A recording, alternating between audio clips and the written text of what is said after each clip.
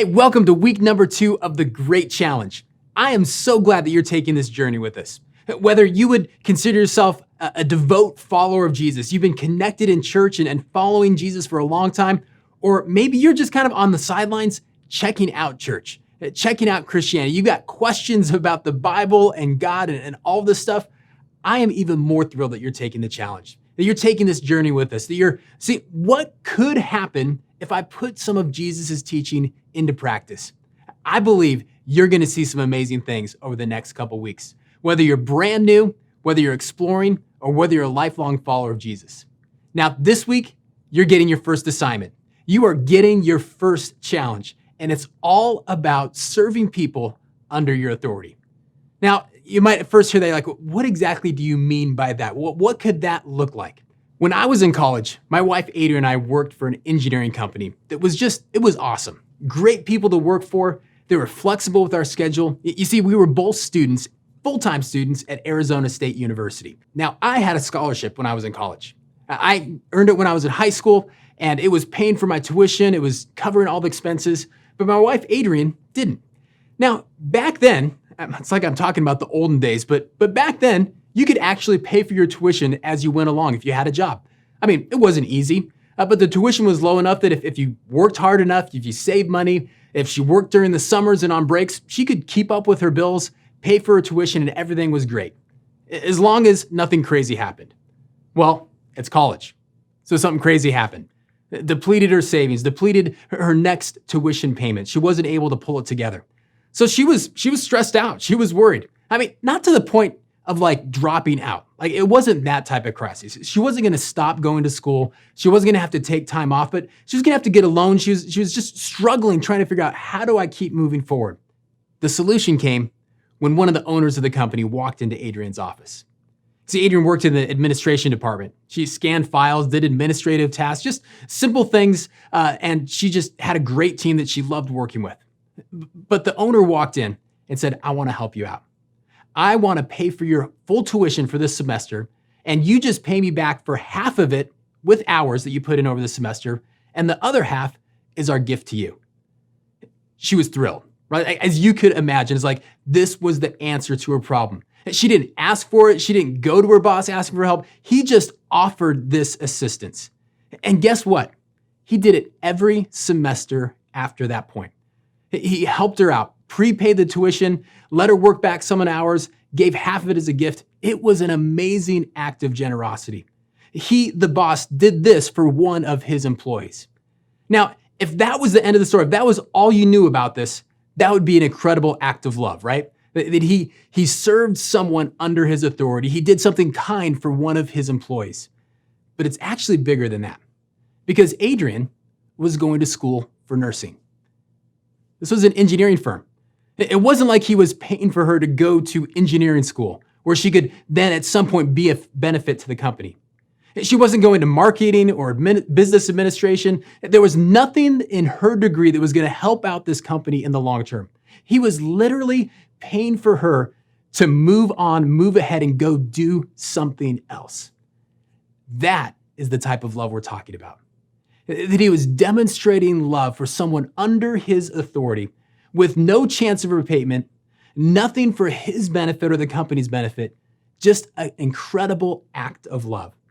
And when Adrian graduated with her nursing degree and she walked into her very first day at St. Joseph's Hospital, she had a designer nursing bag from the engineering company. That they loved her, they encouraged her, and they celebrated this new career in her life.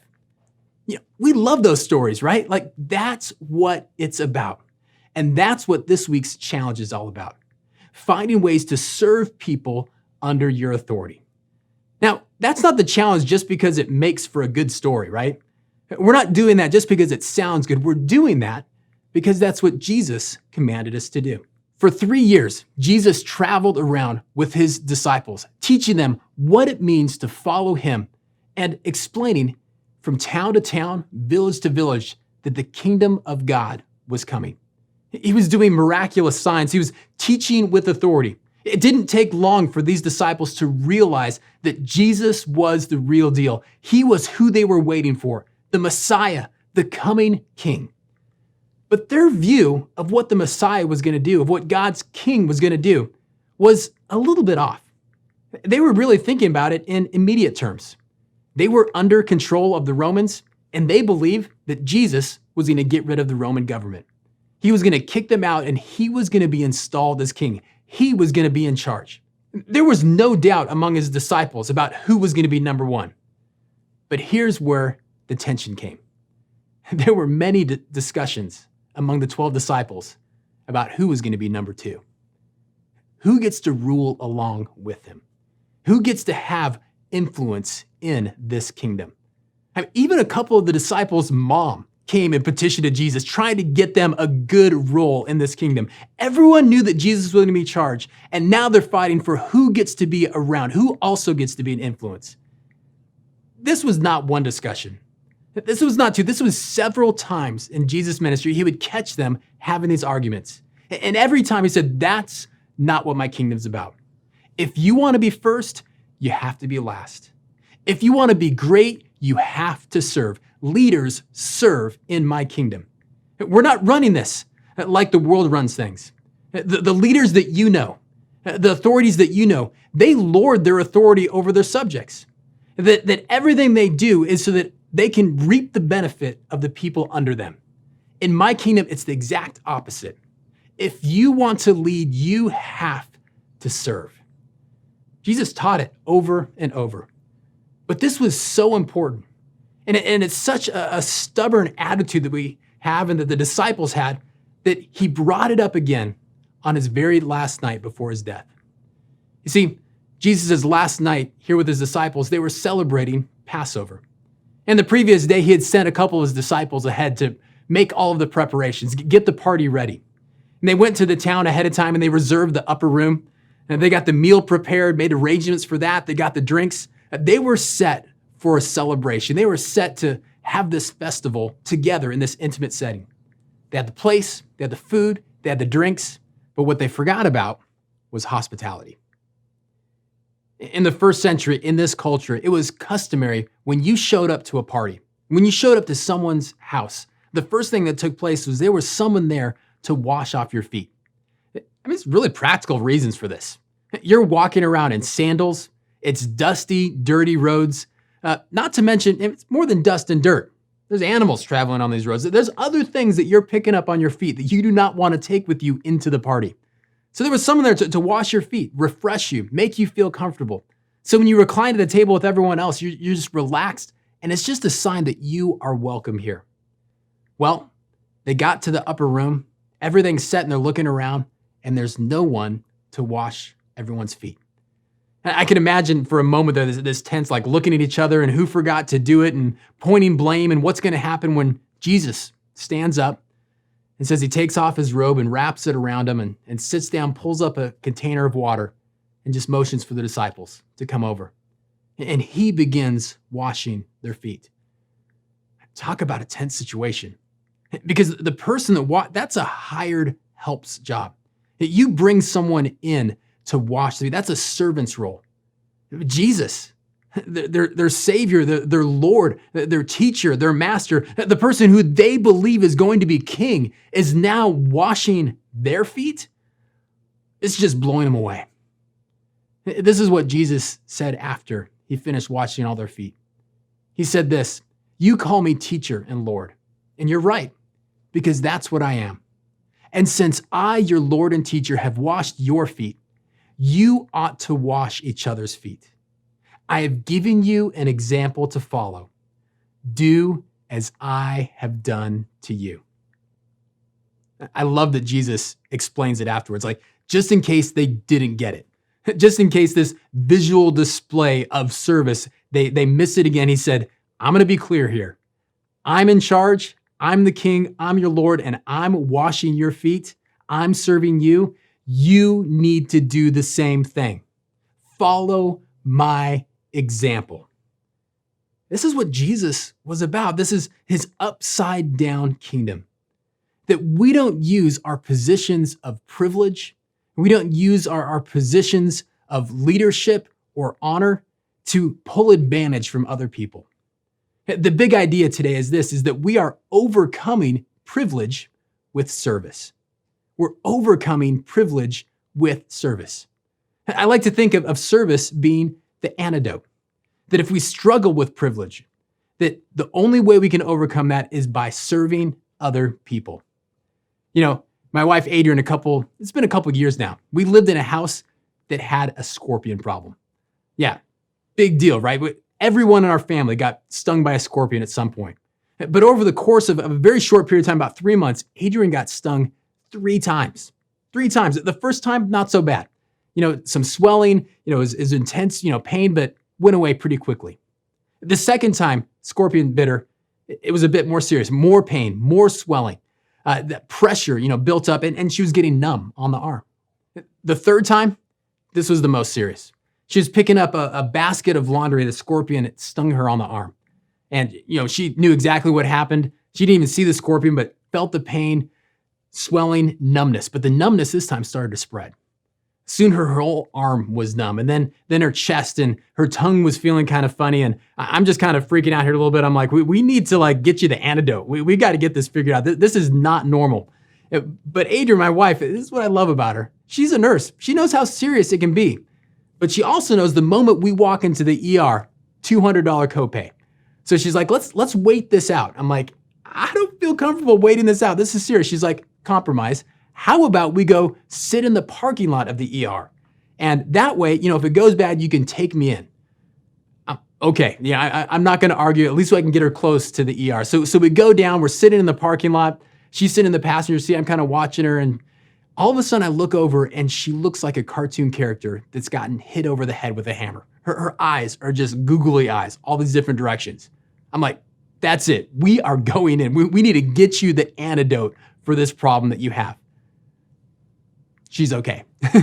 Everything worked out okay in that. She got what she needed. She recovered, and we moved out of that house, more importantly. We were done with scorpions. This week, what I'm calling you to do is to do the very thing that is the antidote to the privilege in our lives. And here's what the challenge is, just very simply. Demonstrate love to someone over whom you have influence or authority. Demonstrate love to someone over whom you have influence or authority. So the first kind of question is, well, who do I have influence or authority over? If you are in the work environment, that's usually pretty easy to tell, right? Like if you're a supervisor or a manager, if you're the owner of a company, if you have people that are under your influence or authority, it's pretty obvious. If you're a principal, if you're a mentor, if you have any type of influence, find an opportunity to serve people under your authority. So if you're a supervisor at work, find a way to do that this week.